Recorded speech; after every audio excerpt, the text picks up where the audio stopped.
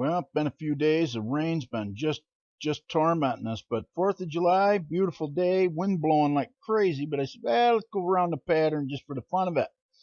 So we go down, push the throttle on. Now that's when it starts to get exciting. We pick the tail up, and we're heading down through here. And you watch the airspeed indicator just starts to tickle it. Oh, she wants to go right into the trees there. We had to use rudder and aileron, keep it straight.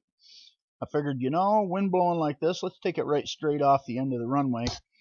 We out through the cut in the trees and got some speed built up there and started up with it. And she come right around. Wind was blowing out of the northwest. I probably should have took off into the wind, but I always like to go out this way so I don't have to fight the trees. And we circled out around over to Smith's farm there. You can see for miles today, right out to the lake and the Canadian border, no problem. But you see them white puffy clouds, and you can see it kind of rocking us around a little bit. It was pretty bumpy indeed.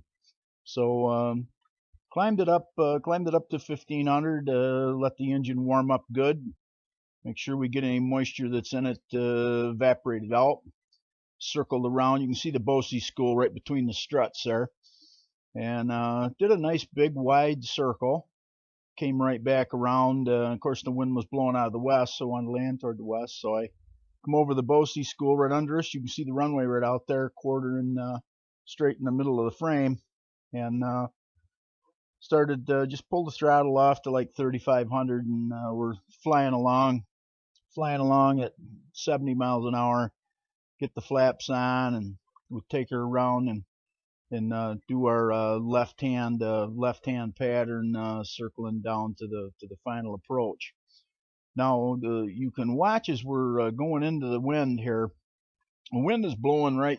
The airplane's pointed straight into the wind, and you can see we're headed kind of sideways right here. It was blowing pretty good. I got it down in the ground effect there, and I got it straightened out with a little bit of aileron, and we flew it up to the end of the runway here, and just getting ready to give up. You see the airspeed indicators right down past zero, and the wind got under that right wing, wanted to tip me over. It took a little bit of pilotage to get her squared away, but as you can see, the BushCat handles it pretty good. So here we are back on the ground, safe and sound. Hope you enjoyed your 4th of July, folks, and hope you enjoyed the ride.